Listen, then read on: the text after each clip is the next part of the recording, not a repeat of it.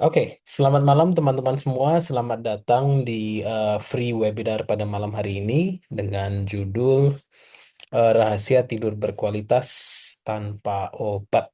Ya, di malam hari ini untuk 2 jam ke depan kita akan banyak belajar dan mendapatkan informasi yang relevan mengenai tidur yang berkualitas itu, bagaimana cara mendapatkannya. Ya, harapannya materi pada malam hari ini simple to digest, ya, mudah dicerna, terus mudah dipahami dan kedepannya mudah dipraktekkan. Materi ini nanti tidak hanya akan bersifat teori aja, tapi nanti akan ada practical steps-nya untuk bisa dilakuin, ya. Jadi kita akan langsung mulai. Oke, sedikit perkenalan untuk teman-teman yang mungkin belum kenal dengan saya. Nama saya Vishal Dasani, saya seorang sleep coach dan CBT Insomnia Practitioner. Background saya, sebelum menjadi seorang sleep coach, saya adalah seorang personal trainer. Sampai sekarang juga masih sebagai personal trainer, tapi fokus saya sekarang ke dunia sleep science. Sebagai seorang sleep coach, tugas saya itu adalah membagikan edukasi seputar pola tidur yang berkualitas dan cara mendapatkannya tanpa harus rely sama obat-obatan, dan juga membantu teman-teman di luaran sana yang sedang mengalami masalah tidur untuk bisa mendapatkan tidur mereka kembali tanpa harus rely sama obat-obatan. Ya, jadi sebagai seorang sleep coach, saya membantu dari segi edukasi dan juga membantu dari segi terapi. Nah, terapinya ini juga bukan asal terapi, tapi terapinya ini juga sudah berbasis CBT insomnia, yang merupakan terapi yang sudah teruji klinis bisa membantu mereka-mereka yang membantu mereka-mereka yang mengalami insomnia, ya. Dan kita akan langsung masuk ke materi pembahasannya pada malam hari ini. Kita mulai dengan sebuah pemaparan dasar mengenai komponen untuk kita bisa hidup sehat dan sejahtera. Saya yakin teman-teman yang mengikuti acara ini atau yang nanti menonton ulang video ini pasti ingin hidup sehat dan sejahtera, ya. Tapi banyak sekali dari kita yang mungkin belum paham apa sih komponen-komponennya supaya kita bisa hidup sehat dan sejahtera. Ya, ada 4 komponen di sini. Yang pertama itu adalah komponen nutrisi, di mana kita mendapatkan asupan gizi seimbang dalam jumlah yang sesuai kebutuhan kita saat ini. Karena kebutuhan kita pasti akan berubah, ya, dengan bertambahnya usia, dengan perubahan lifestyle dan sebagainya. Kebutuhan nutrisi akan berubah. Jadi at least untuk saat ini kita mendapatkan kebutuhan nutrisi yang seimbang, ya, kaya dengan gizi dalam jumlah yang cukup. Yaitu komponen yang pertama. Komponen yang kedua kita bicara mengenai aktivitas fisik, ya, di mana kita memiliki gaya hidup yang aktif, ya, kita sering menggerakkan badan, ya, dan juga rutin berolahraga. Jadi olahraga atau workout atau training itu merupakan bagian dari aktivitas fisik. Jadi kalau pada saat saya bicara gaya hidupnya aktif, itu bukan artinya setiap hari olahraganya keras, ya, tapi punya jadwal olahraga rutin dengan dosis yang terstruktur, ya. Jadi kalau di sini di bawah komponen physical activity, teman-teman bisa melihat memiliki gaya hidup yang aktif dan juga rutin melakukan olahraga secara terstruktur. Yang ketiga itu adalah mengelola stres. Ya, ini sekarang sudah makin sering dibicarakan, ya, di public space karena makin banyak mereka-mereka yang mengalami dampak negatif dari ketidakmampuan untuk mengelola stres. Stres agak sulit dihindari 100%, tapi stres 100% bisa dikelola. Ya, jadi bagaimana cara kita mengelola stres dengan baik? Itu adalah salah satu kunci penting agar kita bisa hidup sehat, sejahtera, dan produktif. Ya, mengelola stres dengan baik sehingga mengurangi resiko burnout dan komplikasi kesehatan. Kita tahu stres juga bisa berdampak pada penurunan kesehatan fisik, mental, dan emosional. Ya, dan yang terakhir adalah sleep. ya, mendapatkan tidur yang berkualitas secara konsisten. Jadi tidak hanya 1-2 hari aja bisa tidurnya bagus dan berkualitas, tapi secara konsisten kita semua mendapatkan tidur yang berkualitas. Masing-masing komponen ini saling berhubungan, ya, dan saling mempengaruhi. Contoh aja, pada saat kita tidak mendapatkan tidur yang berkualitas, kita lebih mudah stres. Itu karena memang ada reaksi kimia yang terjadi di tubuh kita yang menyebabkan kita lebih mudah stres. Pada saat kita kurang tidur, kita lebih mudah untuk ngemil. Cravings kita naik, ya, rasa lapar kita naik, rasa kenyang kita turun. Pada saat kita kurang tidur, kita lebih impulsif dalam memilih jenis makanan. Ya, pada saat kita kurang tidur karena kita tidak memiliki energi yang cukup, sulit untuk bisa melakukan aktivitas olahraga dengan baik. Ya, yang ada juga energinya pas-pasan. Nah, dengan energi pas-pasan, kalau kita paksa untuk melakukan aktivitas yang berat, resiko cederanya juga semakin tinggi. Ya, jadi saling mempengaruhi.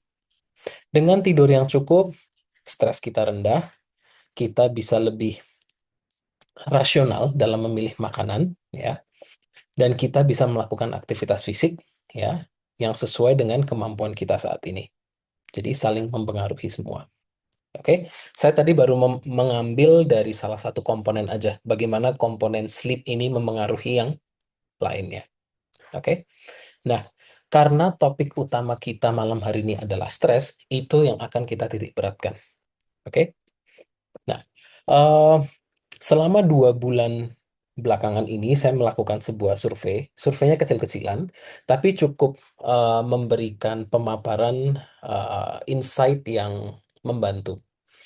Dari survei ini yang mengisi adalah sekitar 375 orang, di mana sekitar 63%-nya adalah wanita dan sisanya adalah pria. Ya, mereka menyebutkan bahwa 83% dari mereka menyebutkan bahwa kualitas tidur mereka dari skala 1 sampai 5, 1 which is very very buruk, ya, sangat-sangat jelek, dan 5 adalah sangat-sangat bagus. 83% dari mereka mengatakan di bawah rata-rata, di bawah 3, 3 dan di bawahnya. Dan itu merupakan jumlah yang sangat signifikan, sangat besar.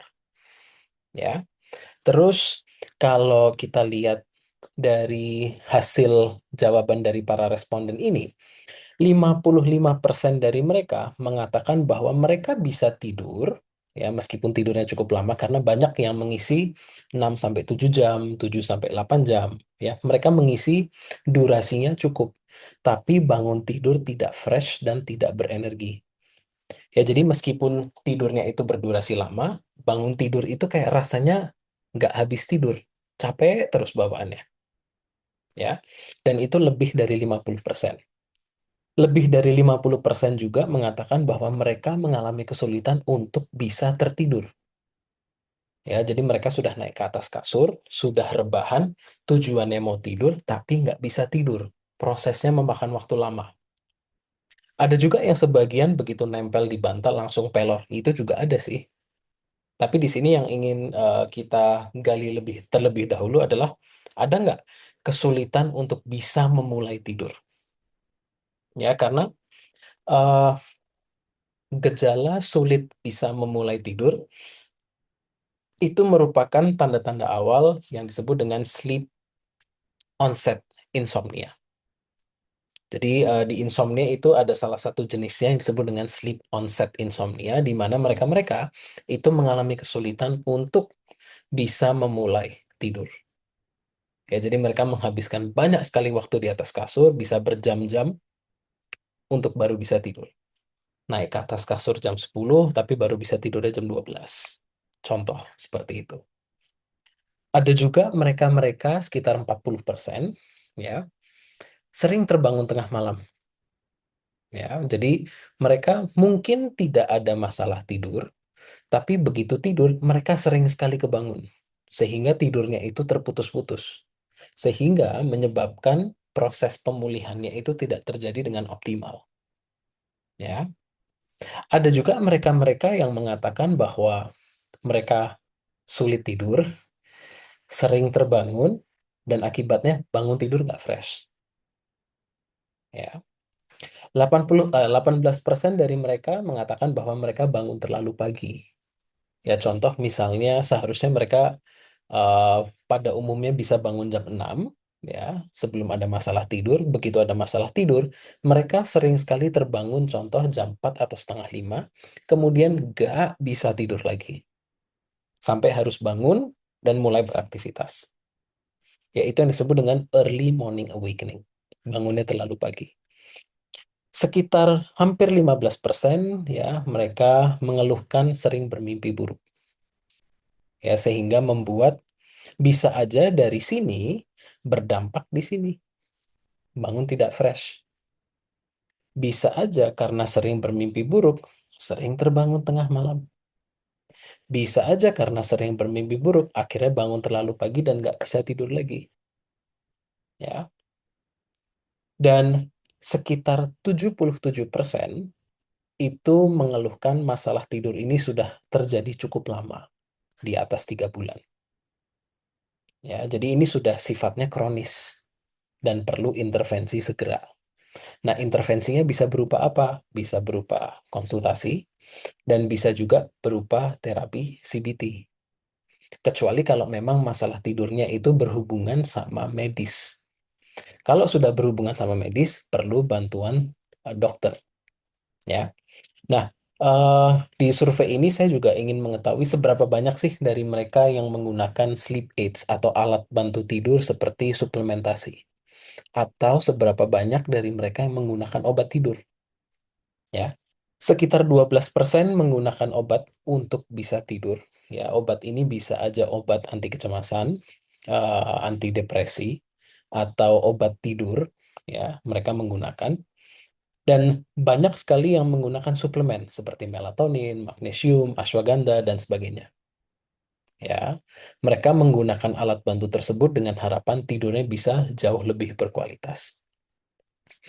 Ada juga sebagian kecil yang mengatakan mereka tidak menggunakan apa-apa. Ya, dan hasil survei ini sebetulnya cukup apa ya, eye-opening karena ternyata dari hasil survei yang notabene ini cukup kecil sih, bisa dibilang ini sangat kecil sampelnya. Banyak yang mengalami kesulitan tidur, and this is alarming karena ya perlu perlu dicariin solusinya, perlu uh, ketemu jalan keluarnya supaya kita bisa tidur dengan berkualitas. Tapi sebelum kita bicara how to-nya, mari kita sama-sama mengerti sebetulnya yang dimaksud dengan tidur yang berkualitas itu apa. Ya, karena kalau kita belum memiliki persepsi yang sama mengenai tidur yang berkualitas itu apa, mungkin kita akan salah kaprah.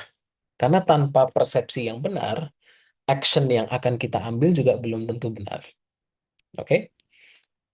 Nah, kita sama-sama pahami dulu tidur yang berkualitas itu karakteristiknya apa, checklistnya apa aja.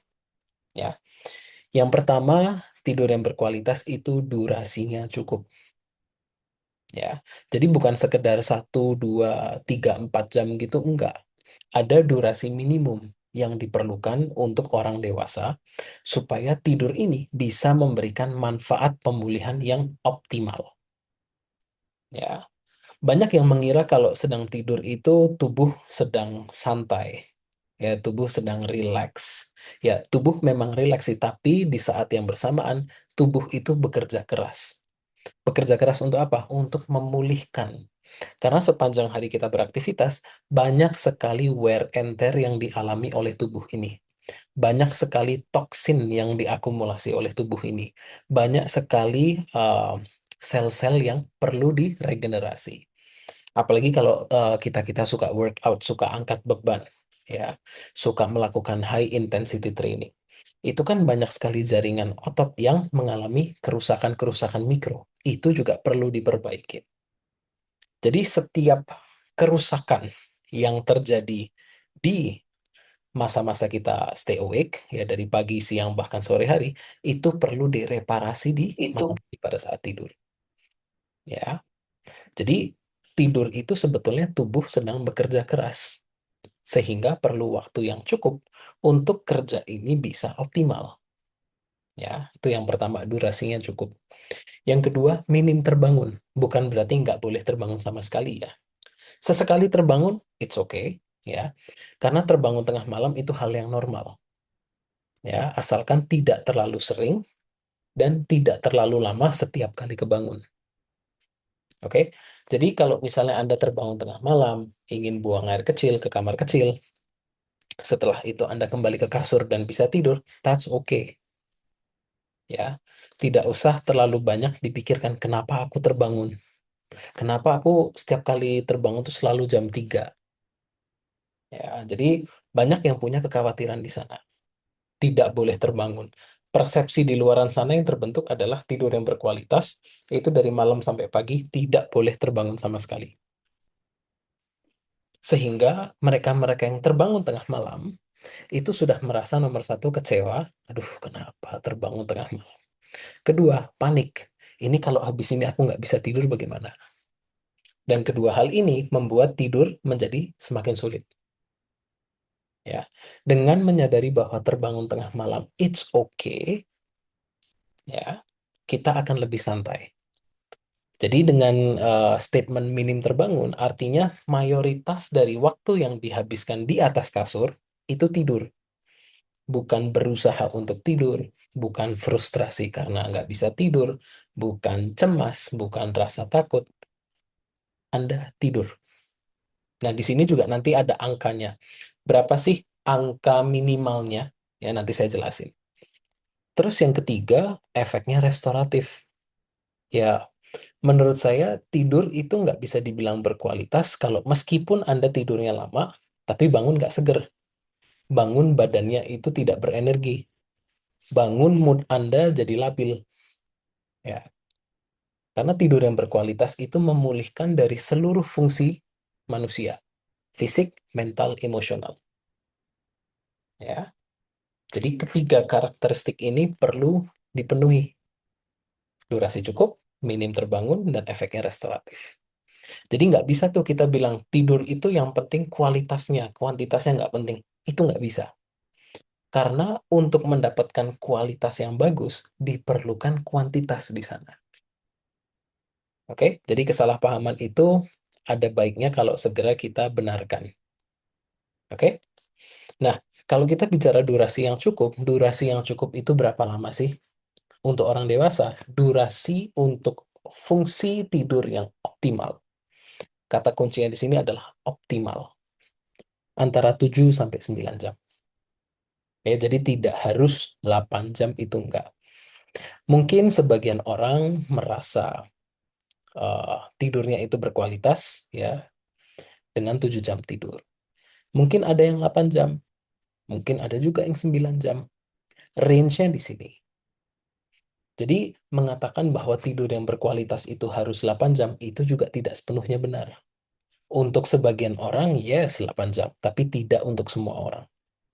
Range-nya di sini. Nah, angka 6 sama angka 10 ini apa? Ini adalah angka durasi tidur yang bisa dibilang paling mentok minimal dan paling mentok maksimal. Ya, ibarat kalau kita sedang ngecas handphone, 6 jam ini dapatlah 70-80%. Tidak 100%, tapi oke lah, we can make do with it. Nah, kalau kita terlalu sering ngecas baterai sampai full, kan kita sendiri tahu, kalau kita ngecas baterai handphone overnight terus-terusan, lama-lama baterainya juga rusak. Ya, jadi kurang tidur sama terlalu banyak tidur, keduanya sama-sama tidak baik. Dengan catatan, kalau misalnya sesekali karena suatu alasan tertentu atau emergency Anda tidurnya kurang, ya itu nggak apa-apa. Ya karena memang emergency. Selama tidak dijadikan sebuah kebiasaan, that should be okay. Karena akan ada momennya di mana Anda tidur mungkin di atas 9 jam, 10 jam. Mungkin pada saat sakit. Mungkin pada saat sedang putus cinta. Anda mau tidur lebih lama. Bisa jadi. Selama itu sesekali, ya bukan sebuah kebiasaan, it's okay. Ya. Dan teman-teman di sini bisa melihat bahwa dengan perbedaan usia, ya, dari anak-anak pada saat naik ke usia dewasa, kebutuhan tidurnya makin berkurang. Ya, jadi anak-anak perlu tidur lebih banyak karena mereka memerlukan eh, apa? Waktu pertumbuhan yang lebih lama dan mereka bertumbuh semakin kuat itu pada saat mereka tidur, ya. Oke, next. Tadi kita melihat bahwa gambaran umum durasi yang dibutuhkan orang dewasa 7 sampai 9 jam rata-ratanya, ya, untuk manfaat restoratif yang optimal. Tapi jadi gini, kita juga perlu paham bahwa ini adalah angka rata-rata ya dalam satu minggu. Nah, setiap malam belum tentu durasi tidur Anda itu 7 jam atau 8 jam setiap harinya. Tidak. Durasi itu akan bervariasi setiap harinya. Plus minus itu adalah sebuah hal yang normal selama plus minusnya ini angkanya wajar, nggak terlalu ekstrim. Ya. Dan variasi ini sangat ditentukan oleh kondisi fisik, mental, dan emosional Anda di hari itu. Ya. Jadi jangan merasa kayak, kenapa tidurku seperti ini? Misal, di suatu malam Anda tidurnya 7 jam 10 menit. Terus malam berikutnya jadi 7 jam 50 menit. Ya, mungkin karena siangnya Anda beraktivitas fisik lebih intens, bisa jadi. Tubuh perlu pulih lebih lama. Terus next day-nya, ya, Anda aktivitasnya lebih lebih slow down, lebih nyantai. Ya, tidurnya nggak lama-lama amat. Ya, dari Senin sampai Minggu, Anda dapat tuh rata-ratanya. Ya, misal dapat 7 jam 15 menit. Nah, ini adalah durasi tidur Anda. Sedikit naik turun nggak apa-apa. Tidak usah terlalu overthinking, tidak usah mengejar perfection. Oh, tidurku harus 7 jam. Enggak. Jadi plus minus sedikit itu it will always be there. Ya, bakal ada. Oke. Nah, sekarang misalnya kalau Anda sudah mengetahui kebutuhan tidur Anda itu 7 jam, ya. Tapi Anda hanya punya kesempatan tidur di malam hari itu 6 jam. Artinya Anda tekor dong 1 jam. Ya, perlunya 7, tapi dapat kesempatannya 6. Berarti Anda rugi 1. Nah, rugi 1 ini cara membayar kerugiannya bagaimana? Ya, kalau mau bicara yang pembayaran langsung, yaitu bayarnya pada saat tidur siang.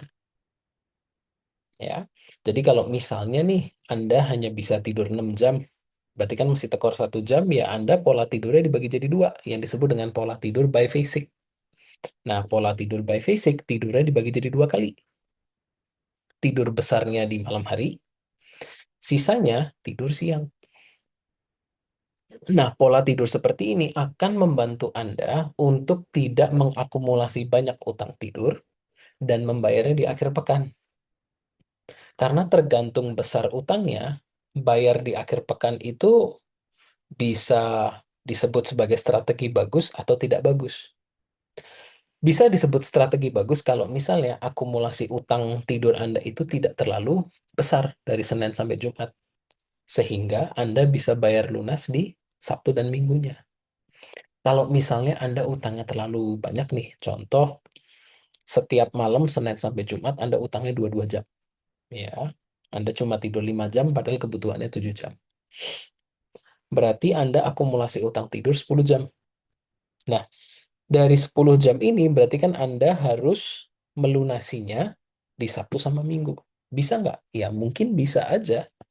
Cuma kalau seperti ini artinya apa? Artinya di Minggu, hari Minggu Anda bangunnya siang. Anda bangunnya siang tapi malamnya harus tidur cepat. Kenapa? Karena Seninnya kerja. Nah, the question is, dari bangun siang sampai malam, cukup capek nggak nanti? Ya, kebanyakan yang terjadi di lapangan, mereka tidak cukup capek. Karena hari Minggu tuh biasa lebih chill. Selain lebih chill, biasa ya mungkin lebih sering keluar sama keluarga, ngopi sana sini, ya. Sehingga tidak terbentuk rasa lelah yang cukup untuk bisa tidur di jam yang sama. Sehingga Seninnya masuk kerja dengan kondisi seperti zombie. Ya, secara energi ngedrop, moodnya nggak bagus, fokusnya juga menurun. ya. Bukan sebuah langkah yang bagus untuk memulai hari awal sebuah minggu, ya, seperti itu. Jadi semua ini tergantung besarnya utang. Oke. Nah, pola tidur yang satu kali dalam 24 jam, yaitu disebut dengan pola tidur monofasik. Tidurnya satu kali. Kalau tidurnya dua kali, bifasik. Kalau lebih dari dua kali, disebut dengan polifasik. Ya, oke. Nah, eh, tadi saya sempat menyebutkan bahwa tidur yang berkualitas itu efisiensinya tinggi, minim terbangun. Ya, jadi pules dari malam sampai pagi. Nah, penjelasannya seperti ini. Apabila Anda mendapatkan 7 jam sleep opportunity, ya, ini kesempatan tidur Anda. Let's say dari jam 11 sampai jam 6. Anda memulai proses tidur, Anda bangun dari tempat tidur. Oke, berarti 7 jam. Nah, dari 7 jam ini, Anda memerlukan waktu 15 menit, ya, kurang lebih 15 menit untuk akhirnya bisa tertidur. Ya. Nah, proses tidur ini disebut dengan sleep onset latency. 15 menit. Dan ini durasi yang normal sekali. Durasi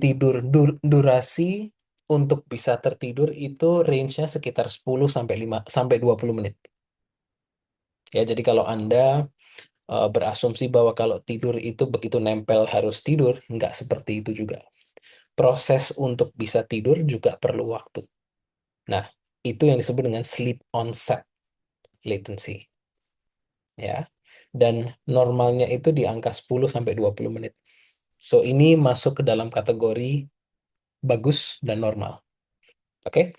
Nah, kemudian Anda terbangun, Anda bangun ya di jam 6 kurang seperempat dan Anda mesti leleh-leleh di kasur. Ya, mungkin begitu Anda bangun, Anda langsung cek HP di kasur ya selama 15 menit.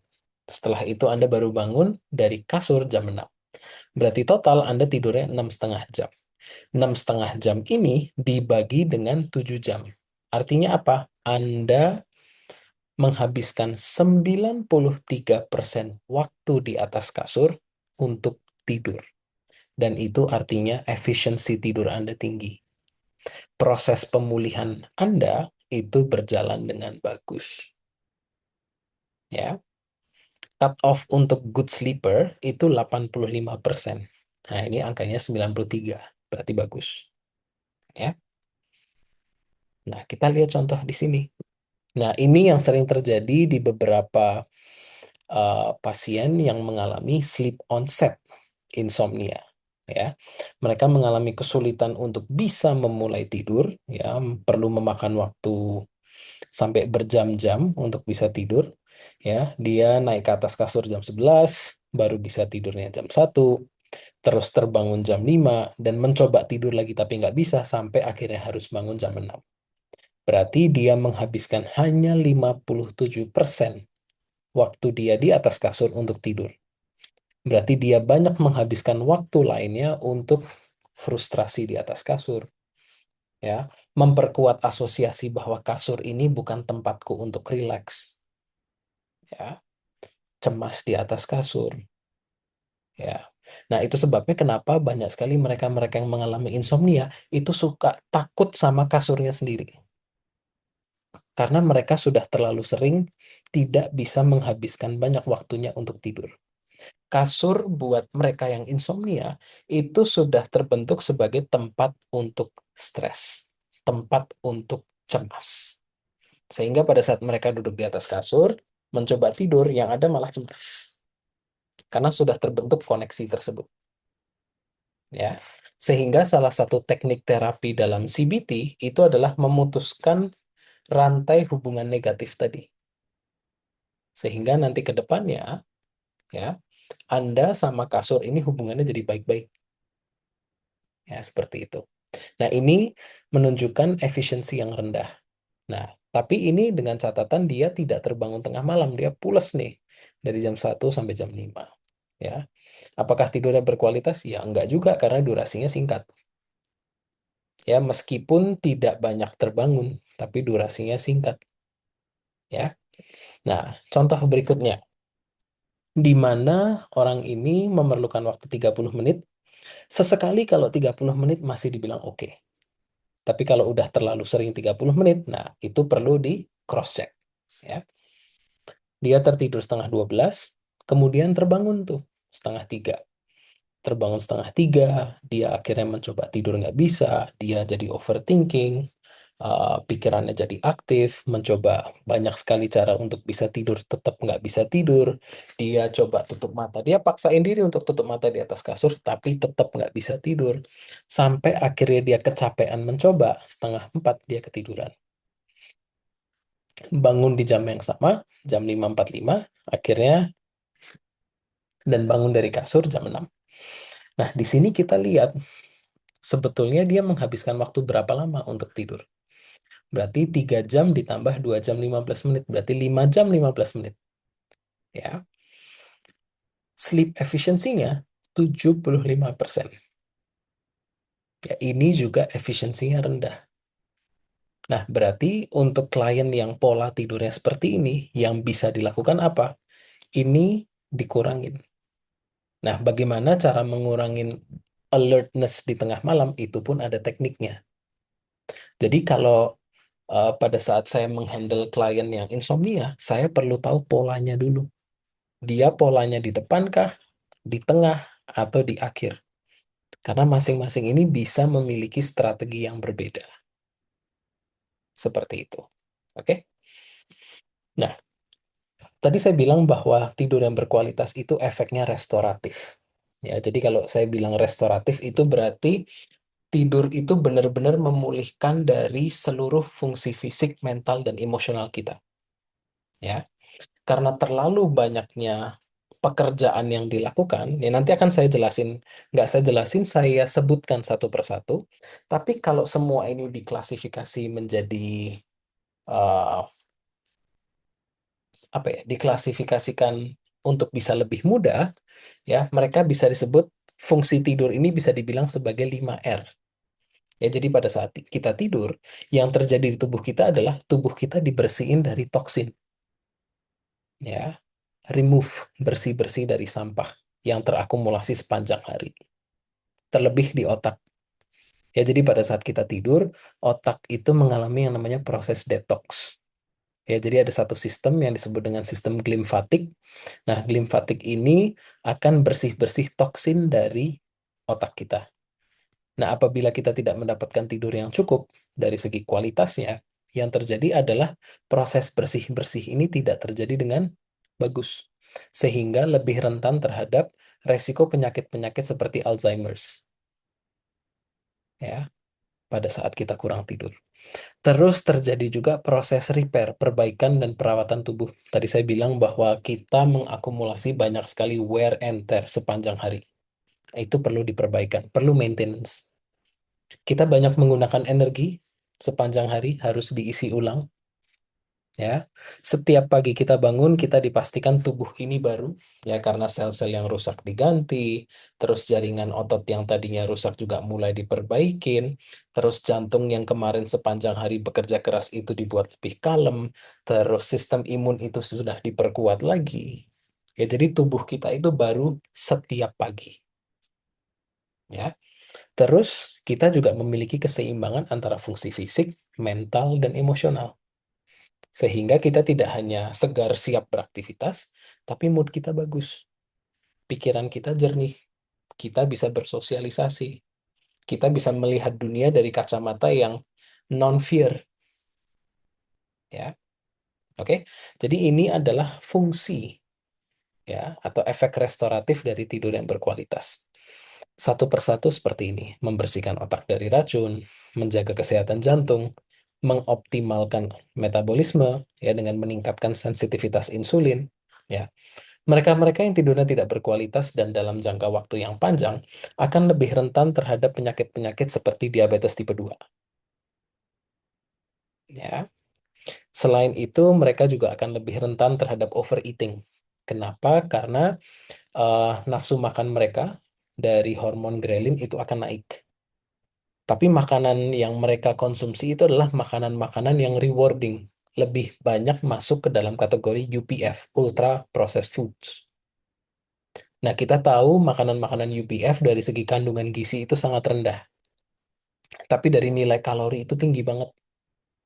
Udah nafsu makannya naik, rasa kenyang kita, sinyal rasa kenyang yang diberikan oleh leptin itu turun. Udah makannya tambah banyak, nggak mudah kenyang. Yang kita cari adalah makanan-makanan yang highly rewarding, highly processed. Ya. Dan itu akan membuat kita akan lebih mudah overeating. Belum ditambah level kortisol kita, yaitu akan tinggi. Sebetulnya kortisol itu adalah hormon yang sangat-sangat bermanfaat buat kita. Kortisol adalah hormon yang memberikan kita energi. Cuma memang kalau kebanyakan, ya itu juga tidak baik, karena kita tidak memerlukan energi sebanyak itu. Apalagi kalau hormon kortisolnya naik dan kita tidak melampiaskan energi tersebut dalam bentuk gerakan. Ya, pada saat kita sedang stres tinggi, kita duduk diam. Kortisolnya naik tinggi, gula darahnya naik tinggi. Seharusnya kita lampiaskan dengan gerak. Itu sebabnya salah satu stress release adalah movement. Karena pada saat kortisol tinggi, gula darahnya sedang tinggi, cara menstabilkannya adalah dengan bergerak. Ya, seperti itu. Nah, pada saat kita kurang tidur, level kortisol kita akan naik. Ya, tapi gimana mau gerak banyak, energi kita nggak diisi. Serba salah di sini. Ya. Terus dengan tidur yang cukup bisa menjaga keseimbangan berat badan, menjaga kesehatan kulit, ya kita terlihat uh, mungkin sesuai dengan umur atau bahkan terlihat lebih muda, tapi dengan tidur yang berantakan, tidak cukup, kita akan terlihat jauh lebih tua. Ya, menjaga sistem imun, ya jadi dengan tidur yang cukup kita akan lebih kuat terhadap infeksi dari luar, ya terhadap serangan bakteri dan virus, kita akan lebih tahan banting. Oke, mengisi ulang energi, terus memperbaiki dan memperkuat jaringan otot. Jadi kalau teman-teman di sini adalah coaches yang punya klien yang sedang melakukan strength training atau hybrid training atau apapun itu, disarankan untuk memprioritaskan tidurnya juga. Kenapa? Karena effort mereka itu kalau tidak diimbangi dengan tidur yang cukup akan kerasa kayak effortnya itu banyak sekali tapi hasilnya tidak sepadan. Nah, dengan mengeluarkan effort yang cukup, tidur yang cukup, ya hasilnya akan jauh lebih cepat terlihat. Jadi tidur yang cukup itu mempercepat proses muscle gain serta fat loss. Ya, jadi sleep is your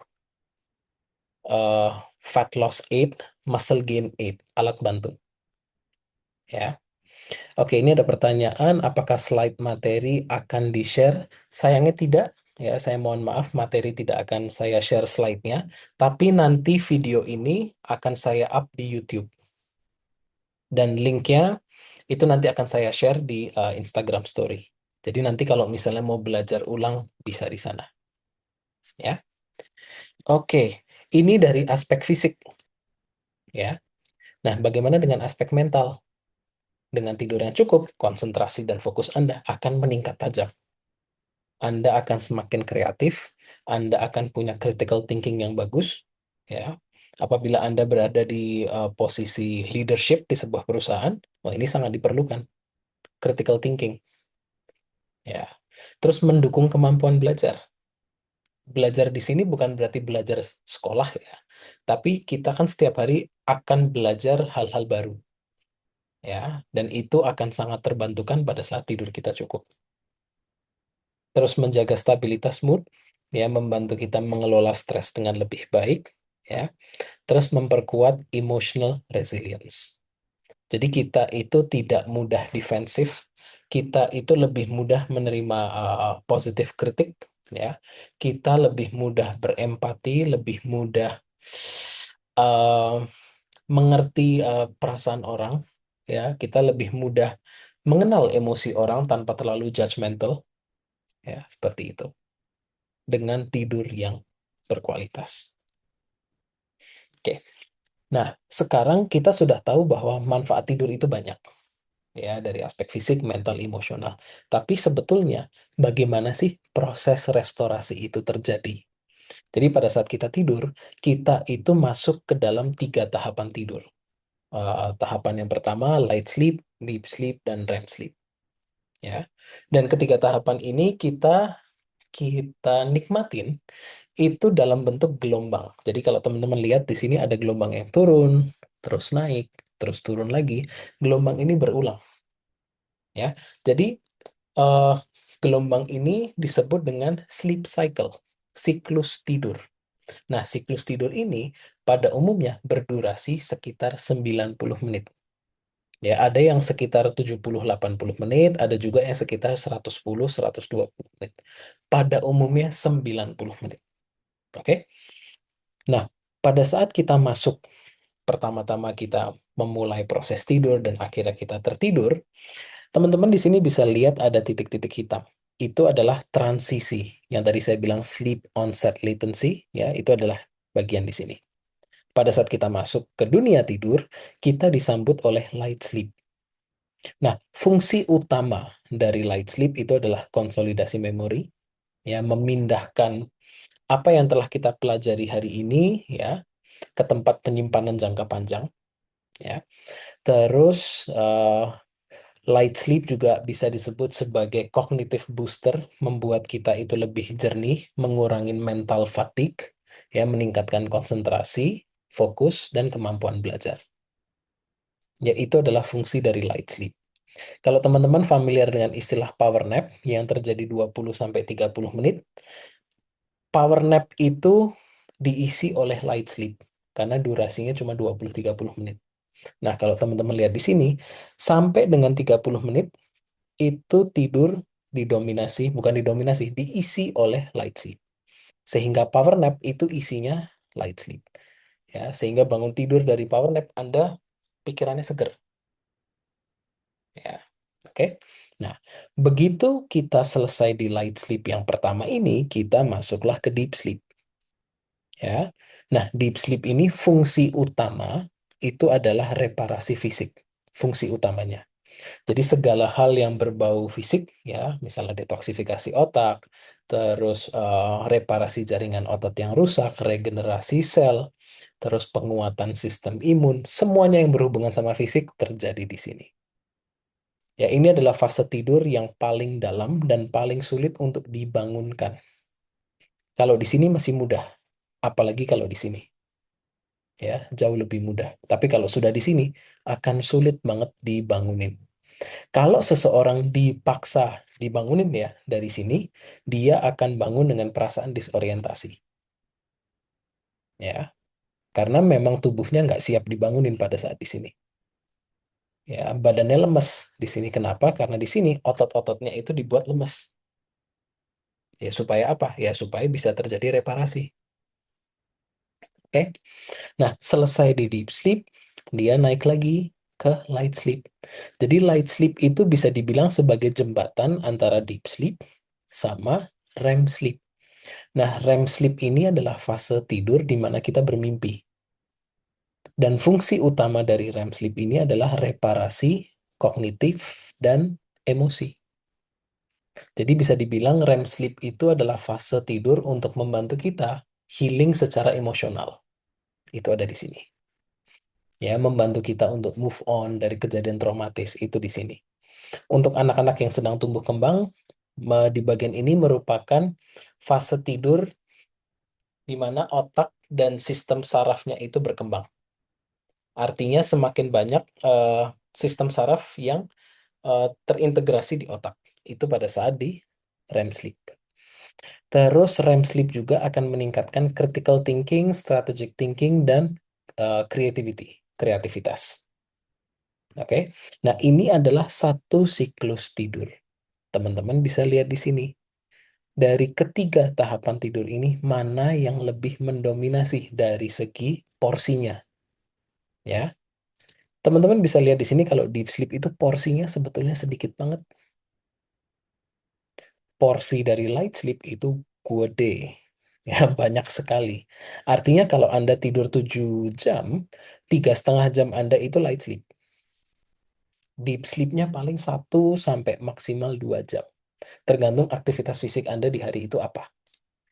Ya. Karena yang namanya deep sleep, seperti yang saya bilang, segala sesuatu yang berbau fisik itu dipulihkan di sini. Berarti kalau aktivitas fisiknya tinggi, deep sleepnya semakin lama. Ya. Apa yang membuat deep sleep berkurang? Nomor satu adalah stres berlebihan yang tidak terregulasi. Yang kedua, kafein berlebihan. Dan yang ketiga, suhu yang terlalu panas. Ya. Terus kalau kita lihat REM sleep, porsinya cuma 20 sampai 25%. Nah, pertanyaan berikutnya adalah apakah bentuk gelombang sleep cycle ini seragam sepanjang malam? Jawabannya tidak.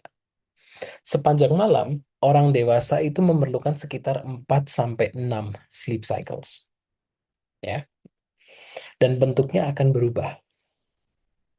Nah, dari gambar ini adalah sebuah hipnogram, sebuah gambaran pola tidur seseorang yang bisa dilihat dari cyclesnya, sleep cyclesnya. Ini namanya hipnogram. Oke? Dan di hipnogram ini teman-teman bisa lihat kalau misalnya tidur ini kita bagi jadi dua segmen. Segmen pertama, segmen kedua. Ya. Di segmen pertama ini, deep sleep-nya banyak. Bisa dibilang tidurnya itu, deep sleep-nya dominan dibanding REM sleep. Tapi begitu memasuki segmen kedua, deep sleep-nya hampir nggak ada. Didominasi sama REM sleep. Artinya, di segmen pertama, prioritasnya adalah pemulihan fisik. Di segmen kedua, fungsinya adalah pemulihan mental dan emosional. Ya, jadi nggak kaget kenapa orang-orang suka bilang kalau tidur 4 jam bangun itu sudah fresh secara fisik. Ya karena memang sudah terjadi pemulihan fisik secara optimal. Ya, tapi secara mental sama emosional belum. Nah, dalam tidur yang hanya berlangsung sekitar 4 jam, kurang lebih 2 sleep cycle, ya, tidur lebih didominasi oleh deep sleep. Kalau dibandingin sama REM ya. Nah, deep sleep kan reparasi fisik, ya. Nah, meskipun dapat deep sleep yang cukup, REM sleep-nya minimal, sehingga mereka mungkin siap diajak beraktivitas fisik, tapi kalau disuruh berpikir jernih, suruh bersosialisasi, suruh berempati, agak sulit, karena belum terjadi pemulihan yang cukup. Yang jadinya apa? Ya, mereka lebih defensif, ya, mereka itu lebih gampang menuding, mereka itu lebih cepat marah, eh, mudah stres, mudah panik, mudah cemas. Ya, mereka sulit banget untuk bisa berpikir kritis, sulit banget untuk bisa fokus, sulit banget untuk menemukan solusi dari permasalahan. Yang ada malah mereka menemukan masalah dari setiap solusi. Ya, seperti itu. Nah, menjawab pertanyaan yang penting nih. Bagaimana caranya mendapatkan tidur yang berkualitas? Well, at least sekarang teman-teman sudah mulai paham bahwa oke, tidur yang berkualitas itu definisinya seperti ini. Ya, sudah paham nih persepsinya, sudah satu bahasa. Oke. Nah, sekarang berikutnya adalah how to get a quality sleep. Ya, ada dua hal penting yang perlu diperhatikan. Yang pertama adalah miliki persepsi yang benar dan sehat soal tidur. Karena banyak yang persepsinya masih belum benar. Banyak yang masih menganggap bahwa tidur itu hanya buang-buang waktu. Yang penting itu adalah waktu untuk bisa produktif. Ya, memang waktu produktif itu penting, ya. Tapi tidur itu bukan musuhnya produktivitas. Tidur itu sebetulnya adalah productivity booster. Ya, pada saat kita tidurnya cukup, ya produktivitas kita itu akan naik. Ya, seperti itu. Ada juga mereka-mereka yang mindsetnya sebetulnya udah benar nih. Ya, mereka memprioritaskan tidur, tapi terlalu berlebih. Sehingga menjadi obses. Tidurnya harus jam segini, harus bisa dapat sleep score misalnya 90%. Harus semuanya deep sleep. Jadi ada kayak semacam checklist dan itu membuat tidur itu sebagai sebuah performance yang harus di-achieve. Nah, itu udah nggak sehat juga. Itu sebabnya di sini saya bilang persepsi yang benar dan sehat. Itu yang pertama. Ya, karena kembali lagi persepsi menentukan aksi. Ya. Kalau perceptionnya sudah benar, action akan mengikuti. Ya. Banyak yang saya ketemu di lapangan, mereka persepsinya sudah bagus tuh, tidur itu penting, ya kan? Tapi kebablasan. Mereka obses untuk bisa tidur yang berkualitas. Sehingga di malam hari, seharusnya mereka rileks, yang ada malah panik. Kenapa jam segini belum tidur? Aku kalau nggak siap-siap sekarang, nanti nggak bisa tuh dapat 8 jam. Oh, aku kalau nggak pakai misalnya suplemen ini, aku nggak bisa tidur. Jadi terlalu banyak to-do list-nya. Yang terjadi malah jadi panik, jadi cemas, malah nggak bisa tidur. Meskipun bisa tertidur, tidurnya itu bukan of high quality. Kenapa? Karena stres yang berlebihan mengganggu deep sleep. Jadi kualitasnya turun. Ya. Nah, yang kedua, pahami cara kerja tidur itu sendiri. Karena tidur itu, saya baru aja posting sebuah Instagram Reel yang menyebutkan bahwa tidur itu natural, tetapi tidak otomatis. Karena memang ada resepnya, ada formulanya. Nah, formulanya itulah yang perlu kita pahami.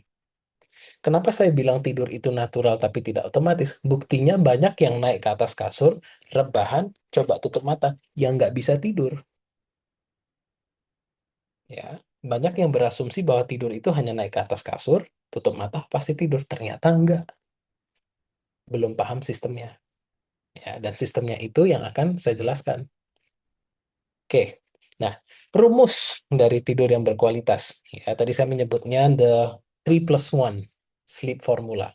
Ya, jadi ada tiga kondisi internal. Ya, jadi yang di dalam ini adalah internal. Karena kalau kita bicara sudah jamnya tidur, sangat berhubungan sama ritme sirkadian, kondisi internal. Terus sudah cukup lelah, sleep pressure, internal. Kondisi rileks yang berhubungan sama sistem saraf simpatik, internal. Ya, dan ketiga hal ini dilakukan di kamar yang nyaman, eksternal. Ya, jadi ini rumusnya 3+1. Oke, nah sudah jamnya tidur itu maksudnya apa? Nah, kita perlu paham bahwa setiap dari kita itu punya timer internal yang memberitahu kapan harusnya kita beraktivitas dan kapan seharusnya kita beristirahat. Setiap orang punya timer ini. Letak dari timer ini itu ada di otak. Namanya master clock. Ya, tubuh kita, setiap sel di tubuh kita itu ada clocknya juga. Cuma master clocknya ada di otak. Ya, nah ritme ini atau timer ini disebut dengan circadian rhythm. Ya, dia yang mengatur kapan kita beristirahat, kapan kita beraktivitas.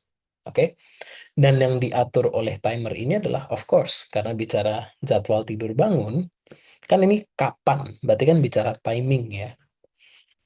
Berarti yang diatur adalah kapan ngerasa ngantuk, kapan merasa fresh, berenergi untuk beraktivitas, dan perubahan suhu tubuh. Karena kondisi kita beraktivitas sama kondisi atau persiapan tidur, itu suhu tubuh kita berbeda. Ya, nanti saya jelasin. Nah, faktor yang mempengaruhi apa? Genetik sama usia.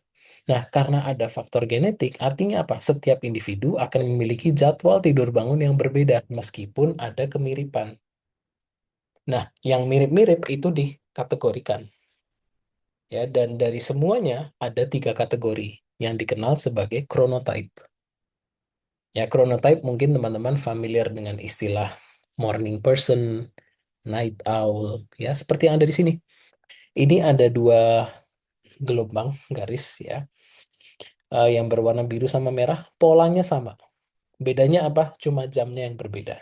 Ya, yang biru ini menggambarkan chronotype yang masuk ke dalam sebutan early chronotype. Mereka tidur cepat, bangun cepat.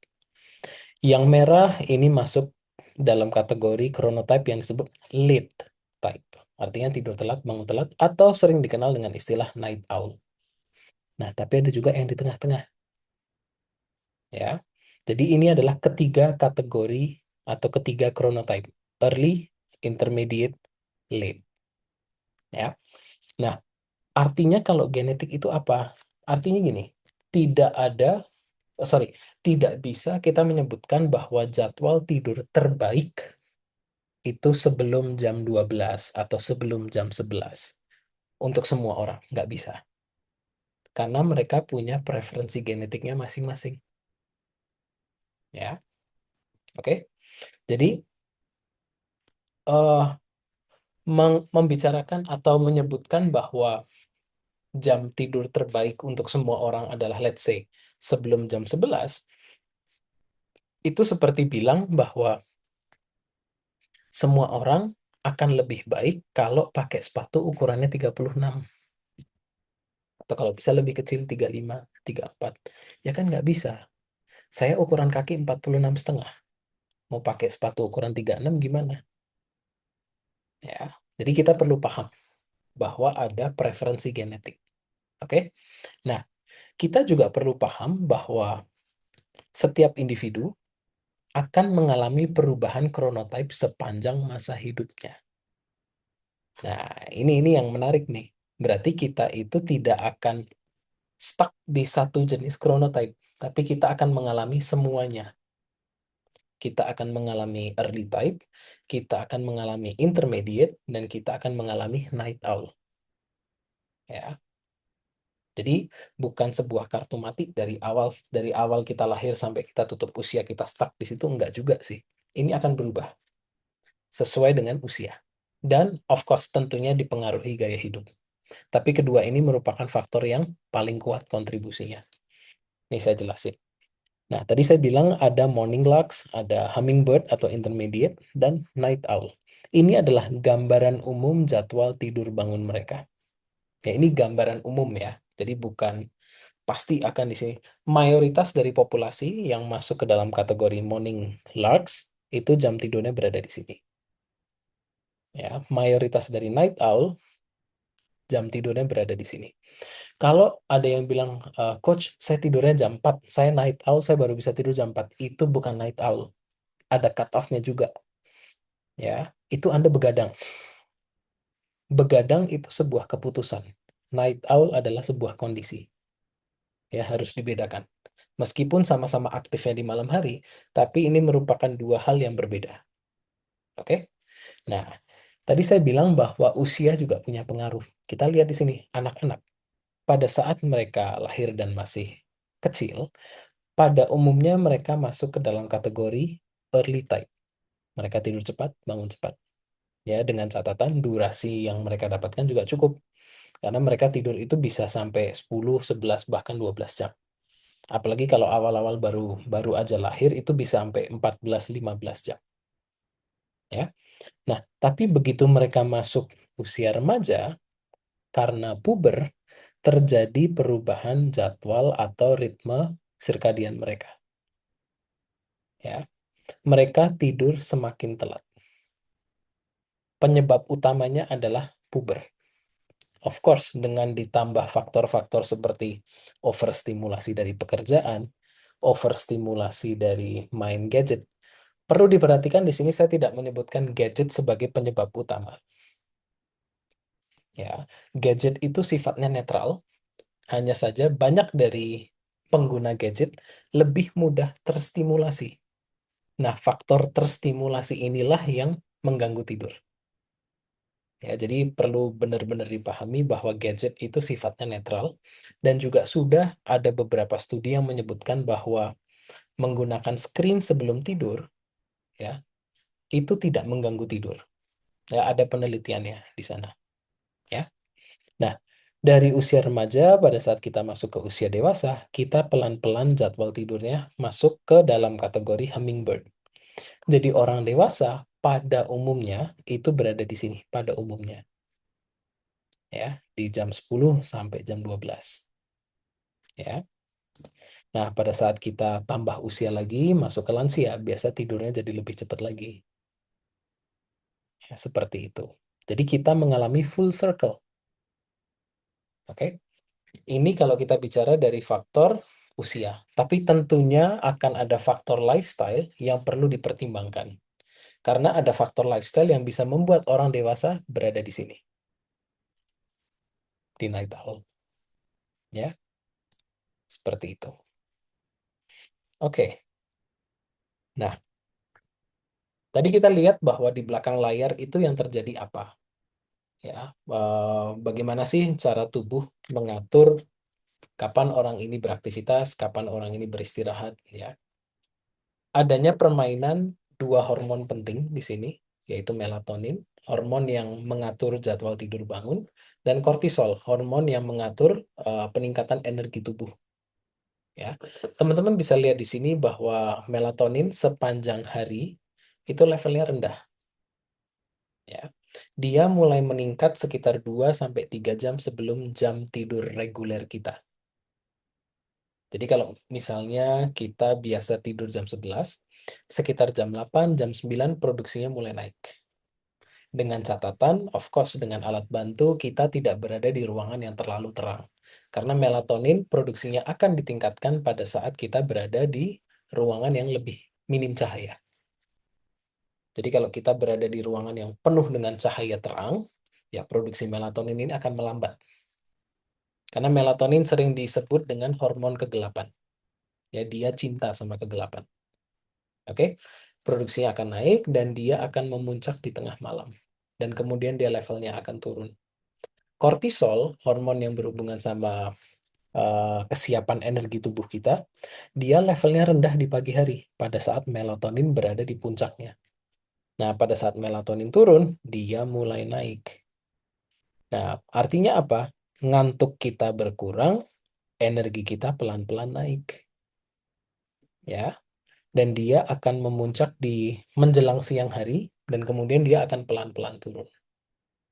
Nah, apabila kita banyak melakukan aktivitas yang men-trigger kortisolnya itu tinggi di malam hari, ya melatoninnya nggak bisa maksimal. Sehingga orang yang banyak overthinking, banyak menstimulasi diri di malam hari, itu kan memerlukan kortisol yang tinggi. Ya, mereka lebih sulit tidur. Atau meskipun mereka bisa tidur, tidurnya nggak dalam. Kenapa? Karena menghambat melatonin. Ya, jadi tidurnya itu dangkal. Kalau nggak mereka sulit tidur, kalau nggak tidurnya dangkal. Nah, suhu tubuh juga kita lihat pada saat mau tidur, suhu tubuhnya mulai turun. Suhu tubuh berada di titik paling bawah, titik paling rendah pada saat kortisolnya rendah, melatoninnya tinggi. Nah, jadi sebelum tidur, diminta memang kita bisa menurunkan suhu tubuh. Nah, cara paling gampang bagaimana? Mandi air hangat, terus masuk ke ruangan yang adem. Oh, itu akan ngebantu banget untuk nurunin suhu tubuh, suhu inti tubuh atau core body temperature. Ya, oke. Jadi ini yang terjadi di belakang layar setiap hari. Nah, agar ini bisa konsisten di jam yang sama. Nah, kalau ini terjadi di jam yang sama, artinya apa? Jadwal tidur bangun Anda konsisten. Nah, bagaimana caranya supaya ini bisa terjadi di jam yang sama? Kita melakukan yang namanya entrainment. Ya, jadi ini adalah sebuah proses di mana kita melatih jam biologis tubuh kita supaya bisa konsisten 24 jam naik turunnya. Karena kalau tanpa proses entrainment, sebetulnya mayoritas populasi manusia memiliki jam biologis itu lebih dari 24 jam. Ya, atau plus minus 24 jam lebih 11 menit. Nah, kalau tidak dilakukan entrainment, dan ini juga sudah ada eksperimennya, ya, studinya juga sudah banyak, mereka menyebutkan bahwa tanpa melakukan proses entrainment, proses sinkronisasi, yang terjadi adalah jadwal tidur bangun kita mundur 11 sampai 12 menit setiap harinya. Ya, pada saat kita tidak melakukan proses sinkronisasi.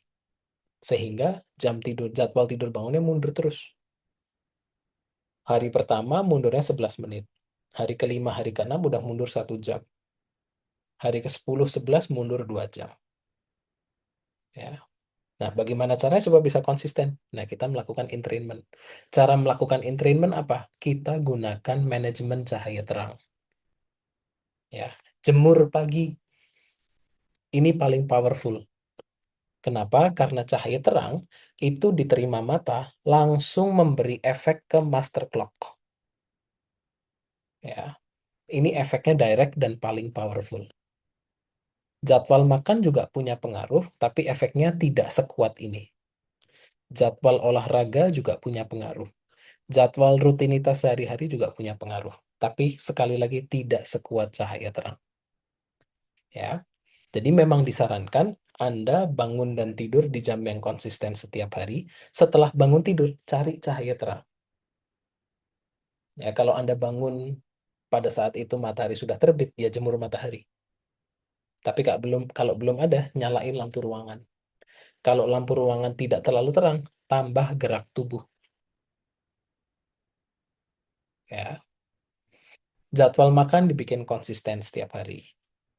Ya, jadwal olahraga sebisa mungkin kalau Anda punya jadwal latihan fisik, diusahakan di jam yang sama. Meskipun tidak harus setiap hari. Ya, tapi dibuat di jadwal yang sama. Kenapa? Karena tubuh Anda sudah tahu kapan sebaiknya energinya dinaikin untuk olahraga. Ya, seperti itu. Lebih efisien aja dalam bekerja. Oke? Nah, bicara soal timing. Ya, tadi itu sudah menjawab yang dimaksud dengan jamnya tidur itu seperti apa. Pengaruh ritme sirkadian itu seperti apa sudah terjawab. Sekarang masuk ke bagian yang kedua. Sudah cukup lelah. Ya, kembali lagi ini adalah kondisi internal. Ya, karena ini bicara mengenai salah satu sistem lagi yang memberi sinyal kita sudah siap tidur apabila sudah cukup lelah. Ya, namanya sleep pressure. Nah, sleep pressure ini apa? Sleep pressure ini merupakan salah satu sinyal biologis yang diterima oleh tubuh atau yang dimiliki oleh tubuh pada saat tubuh menggunakan banyak sekali energi. Nah, energi yang dibakar oleh sel itu disebut dengan ATP. Ya, itu adalah energinya sel ATP. Nah, pada saat ATP itu dibakar, ya, kan dapat tuh energi. Nah, sisa sisa pembakaran energi anggap aja ada asapnya, ya. Nah, asapnya ini adalah adenosin. Jadi hasil dari metabolisme energi akan muncul adenosin. Semakin banyak adenosin ini terakumulasi, ya, semakin tinggi sleep pressure kita. Jadi selama kita terbangun, kita beraktivitas fisik, ya, sleep pressure ini akan terus bertambah. Sampai akhirnya nanti kita dapat sinyal sudah capek, ya, proses tidur itu akan terjadi dengan mudah. Nah, pada saat kita tidur, sleep pressure ini akan turun. Dan hal ini akan berulang lagi setiap hari. Ya, ibarat kalau kita menggunakan baterai, let's say di pagi hari baterai handphone kita sudah 100% ke charge. Tapi seharian karena kita tidak banyak uh, pegang HP karena kita sedang meeting, mungkin baterainya tidak banyak kepake dibanding kalau Anda seharian pegang HP, main game, cek sosmed, bales email, chatting, ya, dengerin musik, kan boros, aktif penggunaannya. Ya kalau yang ini jarang-jarang, ya. Pada saat kita lebih sedentary, tidak banyak menggunakan fisik kita, ya, sleep pressure-nya tidak banyak terakumulasi, ya, sehingga tidur bisa lebih dangkal atau mungkin tidur akan lebih sulit karena sleep pressure-nya belum cukup tinggi. Beda halnya kalau kita aktif. Itu sebabnya kenapa diperlukan banyak aktivitas fisik. Nah, aktivitas fisik yang saya maksud di sini bukan olahraga keras, tidak. Tapi daripada Anda seharian duduk dan tidak menggerakkan tubuh, ya, lakukan yang namanya micro breaks. Misalnya setiap 1 jam Anda duduk, ya, Anda 2 menit atau 5 menit bangun, Anda jalan sebentar. Itu juga bisa mengurangi kekakuan tubuh karena 1 jam Anda duduk terus, bisa meningkatkan sleep pressure, ya, dan juga bisa menurunkan kebosanan. Ya, dan overall itu juga akan menurunkan kadar stres. Oke, jadi gunakan tubuh Anda. Oke. Nah, tadi saya bilang bahwa ada akumulasi adenosin. Nah, adenosin yang terakumulasi ini perlu tempat penampungnya. Nah, tempat penampungan adenosin disebut dengan adenosin reseptor. Nah, yang hijau ini, adenosin reseptor. Oke. Nah, adenosin reseptor ini fungsinya apa? Menerima adenosin. Pada saat adenosinnya sudah terima atau sudah parkir lah ya istilahnya, baru sleep pressure-nya itu mulai naik.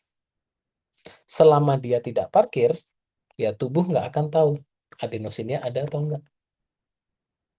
Ya. Nah, pada saat parkir baru tubuh tahu, oh ini sudah cukup lelah nih. Nah, sleep pressure bisa diblokir sementara dengan menggunakan kafein. Jadi kafein itu bentuk molekulnya mirip-mirip sama adenosin, dan tempat penampungnya itu juga bisa di tempat penampungan adenosin. Dan kafein ini kan stimulan.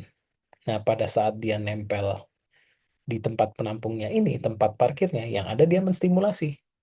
Dia akan meningkatkan energi, akan meningkatkan adrenalin, akan meningkatkan kortisol, akan meningkatkan gula darah kalau terlalu banyak. Ya, karena kortisol yang semakin tinggi akan meningkatkan gula darah, karena perlu energi. Oke? Nah, pada saat kita mengkonsumsi sumber kafein seperti kopi, terlalu banyak, atau energy drink, atau pre-workout, tempat parkirnya ini diserobot sama kafein. Dan kafein itu bukan tipe-tipe yang mau keluar cepat dari tempat parkirnya. Jadi mereka itu stay lama banget. Jadi meskipun Anda terstimulasi, ya Anda gerak banyak, Anda lebih banyak menggunakan energi, harusnya kan adenosinnya tambah tinggi. Tapi karena dia tidak punya tempat parkir, ya Anda tidak merasa capek. Ya, sehingga dia itu menghambat proses akumulasi sleep pressure. Nah, setelah 6-8 jam, biasanya hanya sekitar 50% dari kafein yang parkir akan keluar. Ya, ini yang disebut dengan half-life of caffeine. Artinya apa? Kalau Anda mengkonsumsi kafein terlalu banyak, bisa-bisa Anda tidak memberikan kesempatan untuk adenosin untuk nempel, untuk parkir, dan sleep pressure-nya nggak naik. Nah, kalau sleep pressure-nya tidak cukup naik, kemungkinan besar apa? Anda tidak mudah tidur karena belum capek. Karena tubuh Anda mengira, oh sleep pressure-nya belum banyak kok. Atau kemungkinan yang kedua adalah mungkin dari sononya sleep pressure Anda sudah tinggi, cuma ketutup sama efek kafein. Ya. Nah, karena kafeinnya terlalu banyak, bisa aja Anda tertidur. Tapi karena kafein ini terlalu banyak, dia menyulitkan Anda, dia mempersulit Anda untuk masuk ke deep sleep, sehingga tidurnya lebih dangkal. Ya, Anda bisa aja tertidur, tapi tidurnya tidak restoratif. Ya, seperti itu. Oke? Nah, yang ketiga, mengapa kita perlu cukup rileks sebelum tidur? Ya. Nah, di sini yang saya maksud rileks itu bukan full tenang gitu, enggak juga sih. Ya. Tapi at least tubuh Anda itu diberikan kesempatan untuk memproses apa yang sudah terjadi sepanjang hari. Ya. Terus Anda juga memproses perasaan yang terlibat dalam apapun yang terjadi sepanjang hari. Ya. Karena pada saat kita terlalu overthinking, maaf, terlalu overthinking, badan terlalu capek, ya, terus kita sedang stres atau sedang cemas, otak kita itu masih dalam kondisi siaga. Dia bukan dalam kondisi rileks, ya, dan dia berada di bawah kendali sistem saraf simpatik yang tujuannya adalah fight or flight, action mode. Meskipun Anda capek, ya, tubuh Anda itu masih ke wire ke action mode.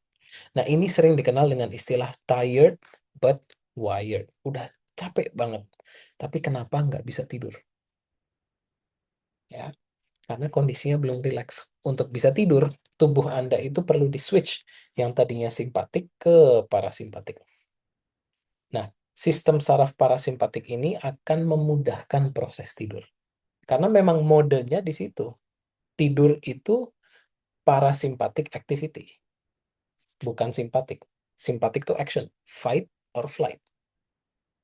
Ya, parasimpatik itu rest or digest. Ya, jadi kalau benar-benar mau mendapatkan tidur yang restoratif, ya Anda perlu transisi. Nah, ini yang paling sering saya temukan di lapangan, kesulitan klien-klien saya.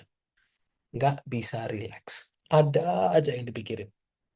Ya, mikirin soal deadline besok, mikirin soal kerjaan 1 minggu ke depan, mikirin soal eksistensi diri, mikirin soal mantan pacar, mikirin soal keuangan, mikirin soal tidur itu sendiri.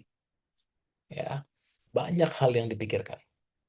Sehingga tubuh jadi on, nggak bisa relax. Ya, oke. plus one. Tadi 3 sudah ya yang internal, sekarang plus one yang eksternal. Eh, Kamar tidur yang nyaman itu akan sangat meningkatkan kualitas tidur Anda. Kamar yang bersih, kamar yang minim cahaya, kamar yang minim suara, ya tidak berisik, terus kamar yang udaranya bersih, terus kamar yang adem, ya, terus alat tidur yang pas untuk tubuh Anda, pasangan tidur yang sesuai dengan profil tidur Anda. Kenapa saya bilang pasangan tidur? Karena tidur sama pasangan itu cukup tricky. Ada kemungkinan besar Anda punya profil tidur yang berbeda dengan pasangan Anda. Nah, profil tidur ini bisa dari jadwal tidur bangunnya berbeda, kebutuhan alat tidurnya berbeda. Mungkin dia butuh kasur yang firm, Anda butuh yang soft. Mungkin dia perlu AC yang dingin, Anda perlu AC yang tidak terlalu dingin. Mungkin Anda perlu selimut yang cukup tipis, dia perlu selimut yang tebal. Ya, jadi banyak sekali perbedaan. Nah, ini perbedaan profil tidur, sehingga tidur sama pasangan itu cukup tricky. Belum lagi kalau pasangan Anda pada saat dia tidur, dia ngorok, Anda keganggu. Belum juga pada saat dia tidur, dia bergerak. Gerakannya dia mengganggu tidur Anda. Ya, so it is very very tricky tidur dengan pasangan. Ya, oke. Next. Jadi 3 plus satunya sudah ya. Nah, nanti 3 plus satunya ini akan saya ramu, bukan akan saya ramu sih, akan saya simplify lagi menjadi actionable steps. Nah, itu nanti akan saya jelaskan di akhir sesi. Ya.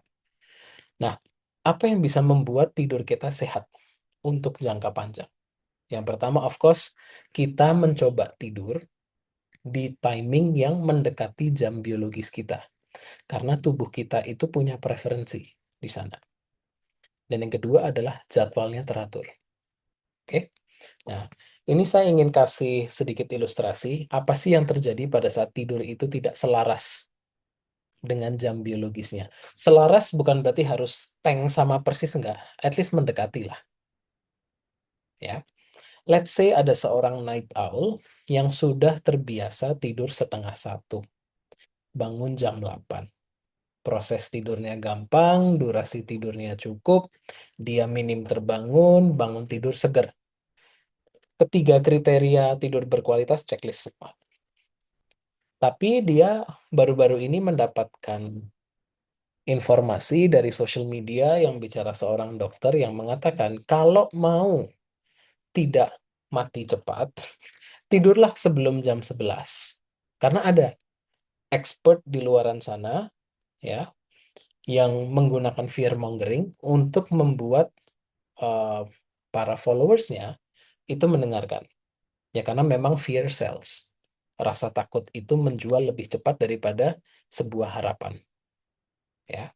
Jadi ya mungkin niatannya baik, tapi mungkin cara penyampaiannya yang bisa dirubah. But anyways, setelah mendengarkan informasi tersebut, orang ini akhirnya memutuskan, oh aku nggak mau nih mati cepet. Ya kalau gitu aku tidurnya lebih cepet aja deh. Katanya kan sebelum jam 11. Oke, aku naik ke atas kasur setengah 11. Dia mencoba tidur lebih cepat. Ya. Nah, dari jam 10.30 sampai jam 12.30 yang ada dia memaksakan tidur, frustrasi, tos kiri, tos kanan, nggak bisa tidur, baru akhirnya bisa tidur mendekati jam 12.30, ya, mungkin bisa aja sedikit lebih telat.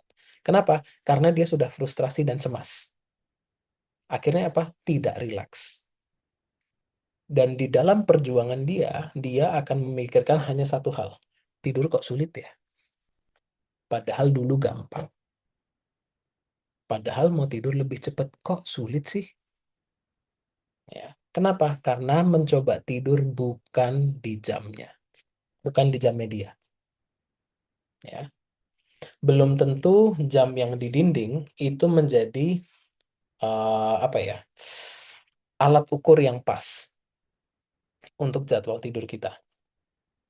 Ya, yang perlu kita cek itu adalah jam internal kita. Ya. Nah, itu kalau kita bicara ilustrasinya night owl. Coba kita lihat bicara ilustrasinya seorang morning person yang pada umumnya dia tidur kurang lebih di jam 10, bangunnya setengah 6. Ya, dapat ya 7,5 jam. Dari segi durasi oke, minim terbangun, bangun tidur segar. Oke. Nah, dia selama ini karena terlalu banyak tugas, dia tidak punya waktu yang cukup untuk me time. Ya, sehingga dia memutuskan me time-nya itu malam hari pada saat mau tidur. Ya. Nah, me time dia mungkin cek TikTok, cek Instagram, sampai nggak sadar doom scrolling, ya. Tiba-tiba tidurnya setengah 1. Dia begadang. Kembali lagi, begadang itu adalah sebuah keputusan, ya. Nah, kenapa Anda begadang? Ya, itu alasannya eh, bisa berbeda-beda. Yang di sini ilustrasinya adalah mau me time. Ya, ini yang disebut dengan revenge procrastination. Sengaja menunda tidur, sengaja begadang. Nah, tapi apa yang terjadi? Tubuh sudah terbiasa bangun setengah 6. Akhirnya tidur Anda jadi singkat. Anda mengakumulasi utang tidur. Ya, ini akumulasinya 2,5 jam. Nah, next day bisa aja Anda mengalami penurunan performa Anda karena kurang tidur. Ya, jadi memang disarankan tidur sesuai dengan atau mendekati, at least mendekati jam biologis. Nah, ada sebuah studi yang menarik yang baru aja dipublish ini di tahun 2024 yang menyebutkan bahwa konsistensi jadwal tidur itu lebih kuat pengaruhnya terhadap kematian premature, ya, terhadap efek komplikasi kesehatan jangka panjang. Regularitas atau konsistensi jadwal tidur itu lebih kuat dibandingkan hanya sekedar durasi tidur. Ya, intinya apa? Memiliki jadwal tidur yang konsisten, meskipun tidurnya dimulai sedikit lebih larut, itu lebih baik untuk kesehatan dibanding tidur 7-8 jam, tapi jadwalnya berubah-berubah terus. Nah, konsistensi di sini juga bukan berarti tidurnya jam 11, 11 terus setiap hari. Enggak sih. Ada range-nya, ya kan? Range-nya itu bisa plus minus 15 menit, plus minus 30 menit. Memang semakin kecil range-nya, semakin bagus. Tapi di sini yang disebutkan adalah sampai dengan plus minus 30 menit masih oke. Itu sebabnya range-nya kurang lebih 1 jam. Ya, ini saya berikan contohnya. Durasi ada sedikit variasi, ya, tapi konsisten di rentang 1 jam. Jadi mau itu Sabtu, mau itu Minggu, ya tetap dia berusaha tidur di jam yang sama, bangun di jam yang sama. Beda dengan ini. Durasinya 7 jam, tapi jadwalnya berantakan. Ya, meskipun dapat 7 jam, ini di bawah 7 jam, meskipun di rata-rata. Tapi ini akan jauh lebih sehat dibanding yang ini. Ya, oke. Next. Nah, ini dia. Perumusan dari teori-teori yang sudah kita pelajari sampai saat ini. Yang bisa kita lakukan apa? Ya, ini yang disebut dengan sleep hygiene, di mana sleep hygiene itu lebih ke arah persiapan-persiapan atau kebiasaan-kebiasaan yang bisa kita lakukan agar tidurnya berkualitas. Ya, oke. Yang pertama adalah miliki jadwal tidur bangun yang reguler. Sudah kita bahas tadi kenapa, ya, pentingnya apa jadwal tidur yang konsisten. Terus bangun tidur kita cari cahaya terang. Oke. Miliki gaya hidup yang aktif, kita juga sudah tahu alasannya apa. Mendapatkan asupan nutrisi yang seimbang dan teratur. Ya, kita perlu pahami bahwa makan makanan bergizi, ya, karbo, protein, dan lemak dalam jumlah yang sesuai dengan kebutuhan kita saat ini akan membantu proses tidur dari berbagai cara. Yang pertama, makanan bergizi dalam jumlah yang cukup itu akan memastikan bahwa produksi melatoninnya tinggi. Karena bahan baku melatonin adalah protein. Protein sebelum menjadi melatonin itu perlu melewati beberapa tahapan. Nah, masing-masing tahapan ini perlu bantuan vitamin dan mineral. Dan itu biasa kita dapatkan dari sayur, buah-buahan. Dan ada beberapa jenis vitamin yang daya serapnya itu semakin bagus dengan bantuan lemak. Ya, itu sebabnya kita perlu makanan yang bergizi tinggi dalam jumlah yang cukup. Juga dengan jadwal makan yang teratur. Ya, kalau berdasarkan studi yang disarankan makan besar terakhir itu antara 2 sampai 3 jam sebelum jam tidur. Ya. Terus perhatikan asupan stimulan dan alkohol, ya. Terus persiapkan kamar tidur senyaman mungkin. Dan di sini juga saya tulis ini adalah effort period for sleep. Artinya ini adalah persiapan yang bisa kita lakukan. Ya, ini adalah periode di mana kita mengeluarkan usaha. Ya, tapi ada juga periode yaitu di bawah 2 jam sebelum jadwal tidur kita, kita itu relax, relaksasi. Kita unwind, kita relax, kita down regulate. Tujuannya apa? Membantu menurunkan aktivasi sistem saraf yang masih on tadi jadi relaxation. Ya. Nah, ini saya jabarkan satu persatu. Ya, jadi dari praktek sleep hygiene saya jabarkan satu persatu. Ya, bangun sesuai jadwal.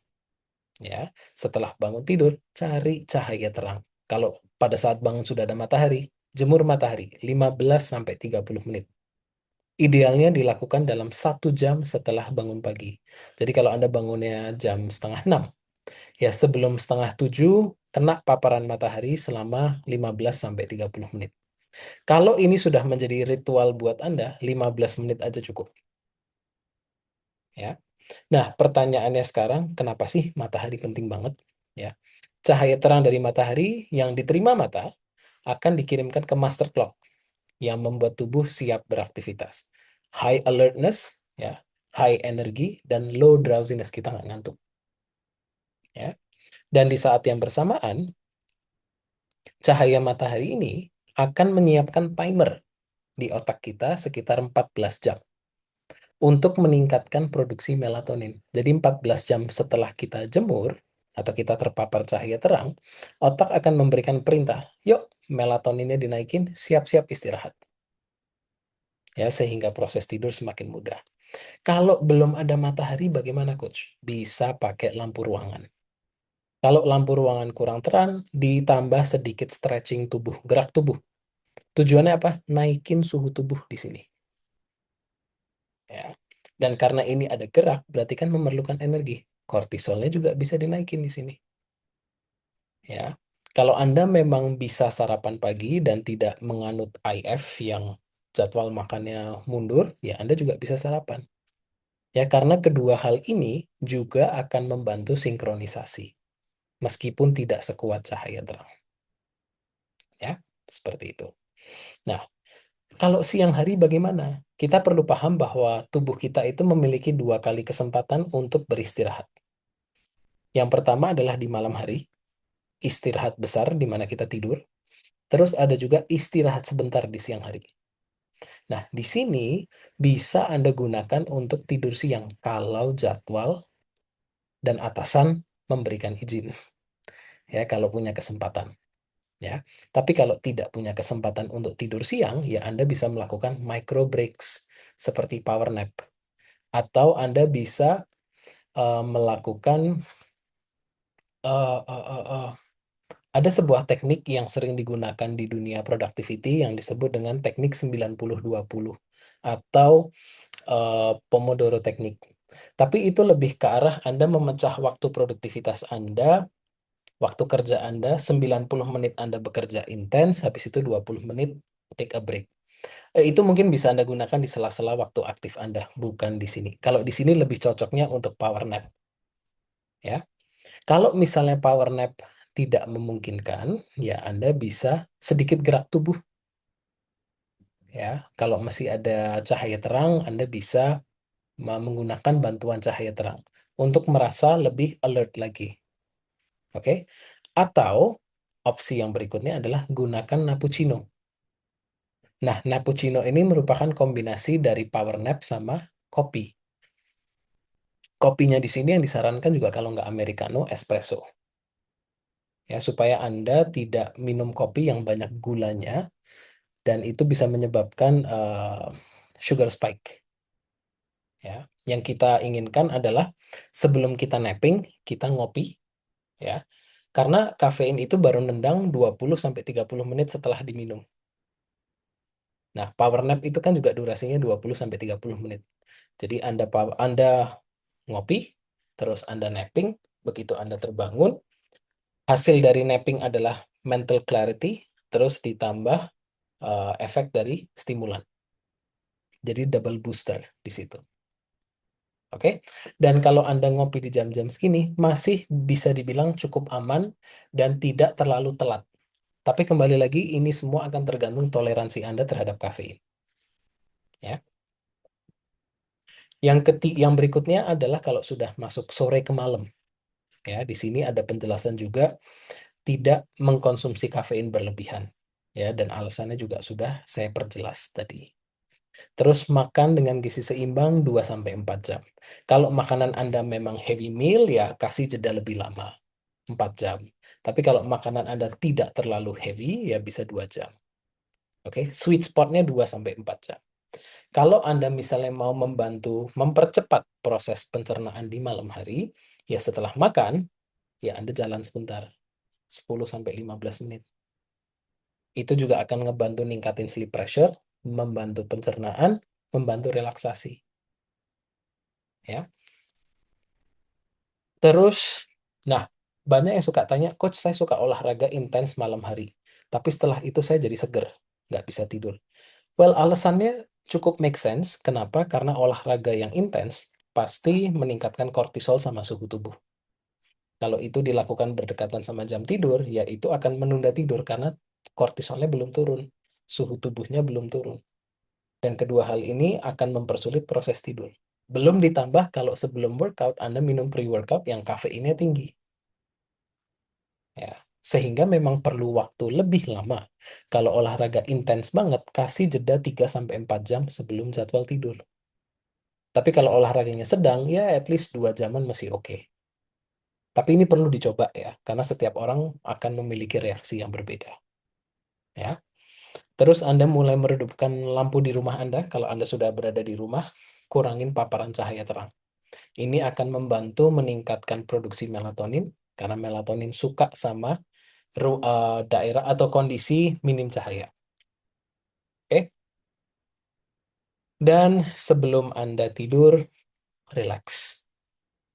Ya, teknik relaksasinya bisa bebas. Ya, Anda mau pakai mandi air hangat boleh, pakai stretching santai boleh, atur nafas boleh, journaling boleh, nonton juga boleh, dengerin musik boleh, ngobrol sama pasangan boleh, bebas. Ya, jadi di sini tidak ada satu metode yang paling benar, tapi yang perlu diperhatikan adalah relax before you sleep. Ya, karena kalau kondisi yang nggak relax, ya tidur akan semakin sulit. Ya, terserah Anda mau pilih metode relaksasi yang mana, terserah. Selama tidak menggunakan obat-obatan sama alkohol, everything should be fine. Ya. Nah, ini ada satu bagian tambahan, eh, yaitu mengenai pekerja shift. Ya, karena banyak yang suka tanya, Coach, saya pekerja shift, gimana caranya saya mengakali ya tidur saya? Karena jadwalnya tidak konvensional. Ya, jadi kalau kita bicara pekerja shift itu memang pekerja yang melawan arus. Karena settingan pabrik manusia itu adalah kita beraktivitas di pagi, siang, sore hari, dan kita beristirahatnya di malam hari. Ya, itu memang settingan pabrik.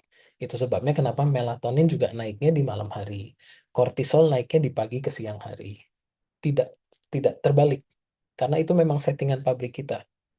Nah, pekerja shift sedang melawan settingan pabrik ini. Ya, bisa nggak? Ya, bisa sih. Perlu adjustment, tapi juga ada efek sampingnya. Tidak bisa menggantikan 100%. Ya, bisa diminimalisir impact-nya karena kita tahu society kita itu tidak bisa function tanpa bantuan para pekerja shift. Jadi mereka memang sangat diperlukan untuk keberlangsungan masyarakat kita, ya. Nah, masalahnya itu bukan di apa yang dikerjakan, tapi waktu bekerjanya. Dan pada umumnya yang saya baca-baca, pekerja shift itu dibagi jadi dua. Yang permanent night shift, jadi jadwalnya itu udah fix di malam hari. atau mereka yang disebut dengan fast rotating shift. Ya, pola kerjanya adalah 2-2-2-1. 2 hari pagi, 2 hari siang, 2 hari malam, 1 hari libur. And repeat. Kenapa ini perlu kita pahami? Karena solusinya berbeda. Kalau permanent night shift yang bisa kita lakukan kurang lebih ya seperti ini, cuma di jadwal yang dibalik, tapi sama persis. Jadwalnya aja yang dibalik, ya. Jadi kita juga perlu tahu untuk pekerja night shift yang udah fix, kapan harus kena cahaya terang, kapan sebaiknya olahraga.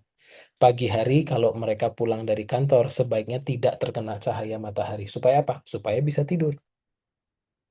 Intinya sama persis dengan ini, cuma jamnya dibalik. Ya. Nah, kalau yang pekerja fast rotating, yang 2221, ini akan lebih berbeda. Karena solusinya bukan menggeser jam tubuh, karena nggak mungkin. Ya, jadi kalau strateginya di sini adalah survival mechanism. Dengan meminimalkan utang tidur dengan strategic napping.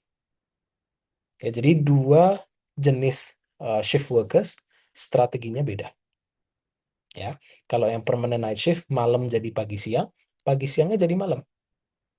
Tapi strateginya sama, hanya timingnya yang dirubah. Kalau yang ini, saya kasih ilustrasinya.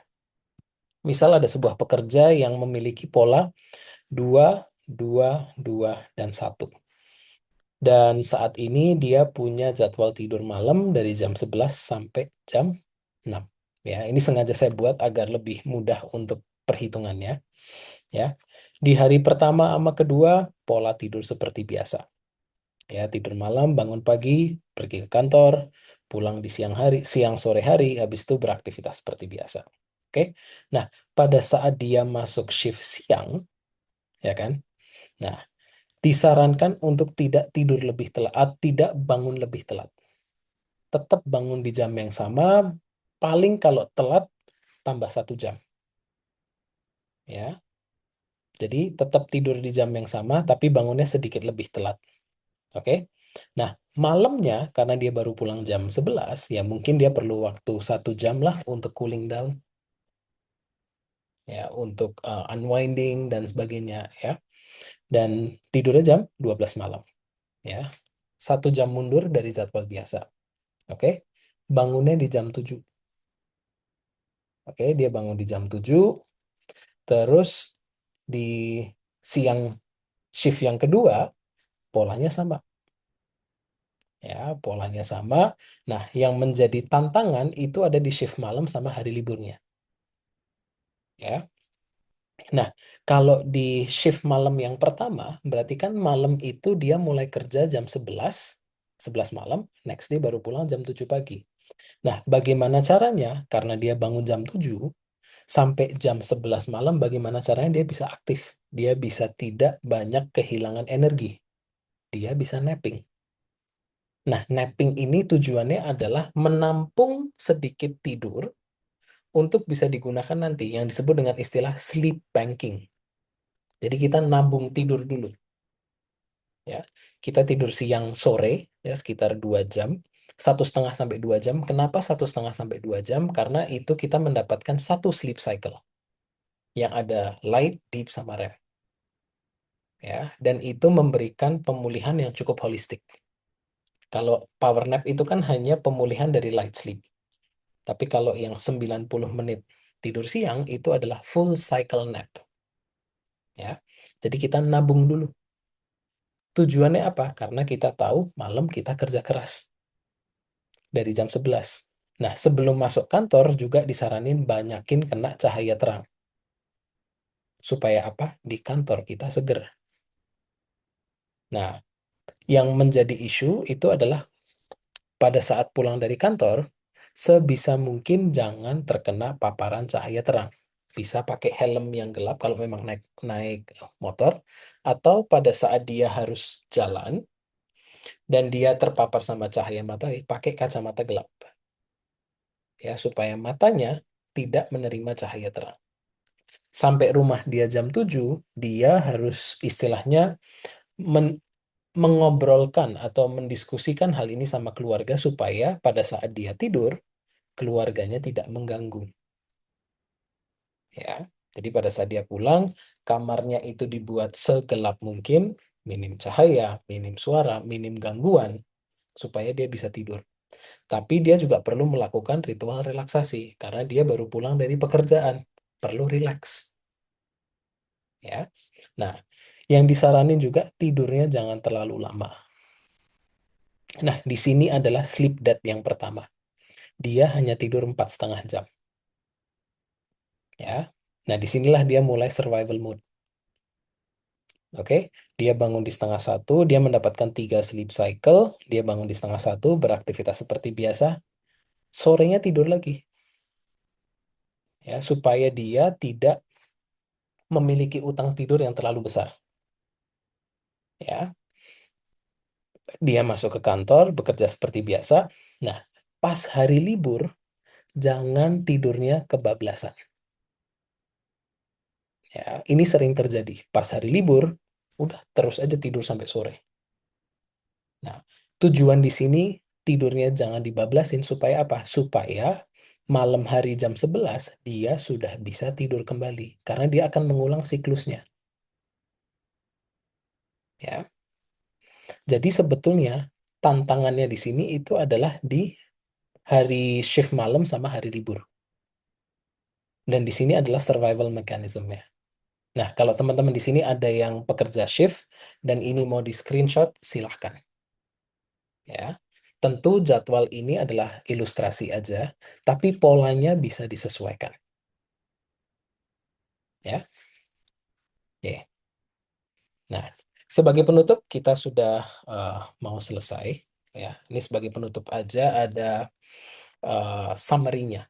Ya, yang pertama kita perlu paham bahwa tidur itu ada sistemnya, ya, dan ada sebaiknya kalau kita itu mencoba tidur pada saat tubuh itu sudah ready, sudah cukup capek, dan kondisinya sudah cukup rileks.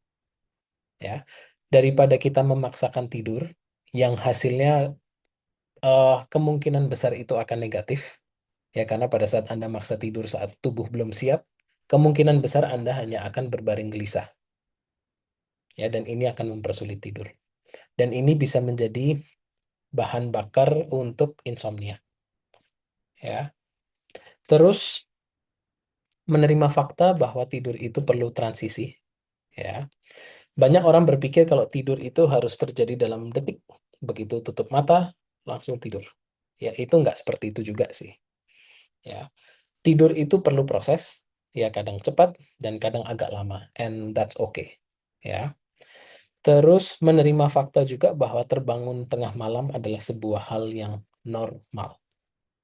Ya, harapannya adalah kita tidak terlalu obses dengan tidur yang harus dari malam sampai pagi itu nggak terbangun sama sekali. Itu sebuah obsesi yang tidak sehat.